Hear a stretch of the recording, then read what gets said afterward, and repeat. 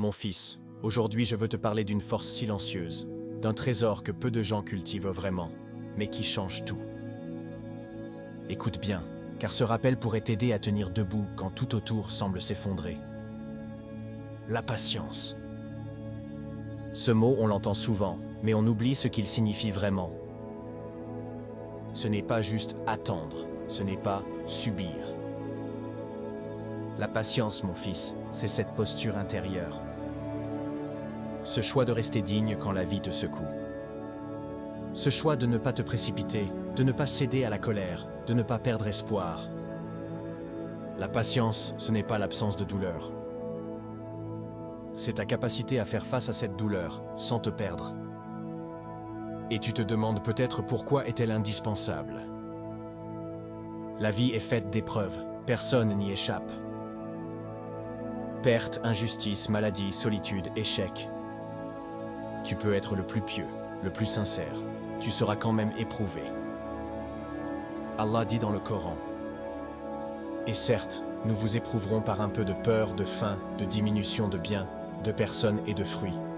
Et fais la bonne annonce aux patients. » Sourate Al-Baqarah, verset 155. Mon fils, tu vois ce que ce verset nous dit? L'épreuve fait partie du chemin. Mais la bonne nouvelle, c'est que chaque douleur peut devenir un élévateur si tu choisis la patience.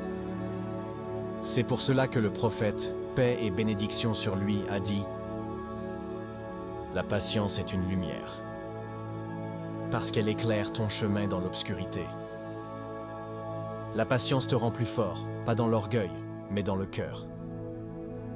Elle t'apprend à respirer avant de réagir, à faire confiance à Allah même quand tu ne comprends pas.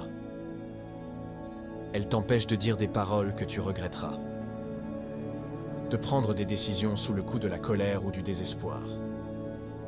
Quand tu es patient, tu grandis intérieurement. Tu apprends à maîtriser ton nafs, ton ego.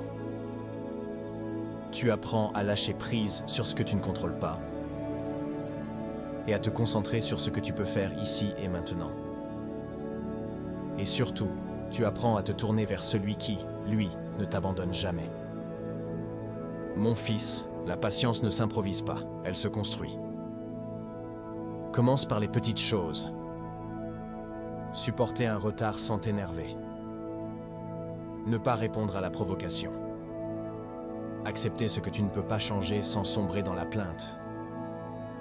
Et quand viennent les grandes épreuves, ne nie pas ta peine. Pleure si tu dois pleurer. Mais garde ton cœur attaché à Allah. Une patience digne, noble, tournée vers le ciel.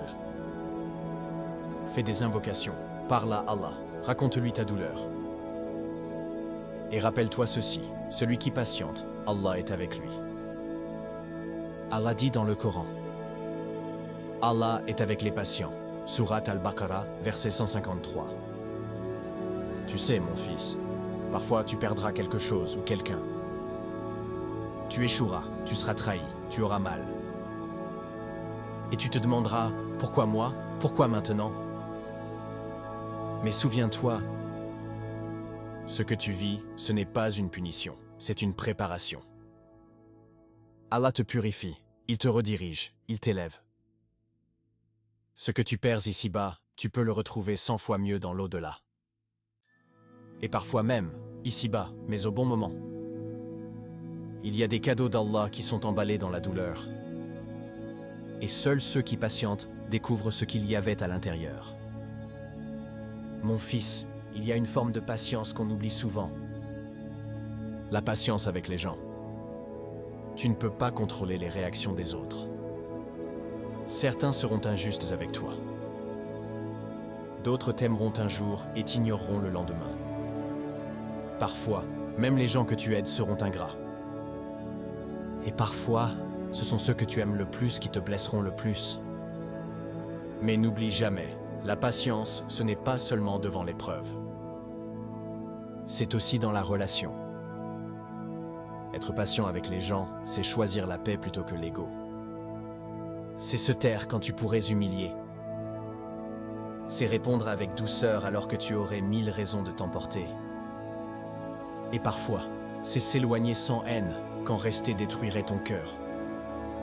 Le prophète, paix et bénédiction sur lui, était patient avec les ignorants, les hypocrites, les méchants, et encore plus avec ses proches.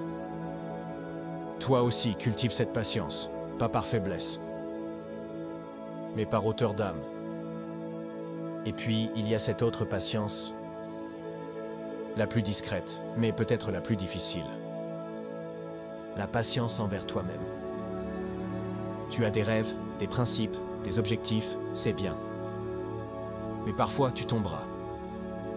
Tu ne seras pas à la hauteur de ce que tu attends de toi. Tu rateras une prière. Tu échoueras à tenir une promesse. Tu perdras du temps, tu flancheras. Et là, tu auras envie de te juger, de te haïr, de tout abandonner. Mais mon fils, sois patient aussi avec toi-même. La patience, c'est aussi de continuer, malgré les fautes. C'est de ne pas tout gâcher parce que tu as trébuché une fois. Allah aime les repentants. Pas les parfaits, les repentants. Sois exigeant avec toi, oui, mais avec miséricorde.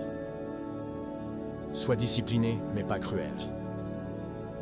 Corrige-toi, mais ne t'éteins pas à l'intérieur.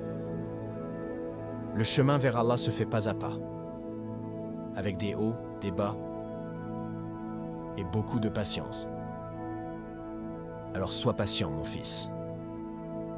Pas parce que c'est facile, mais parce que c'est honorable. Parce que celui qui endure avec foi ne perd jamais. Même dans ses larmes, il est gagnant.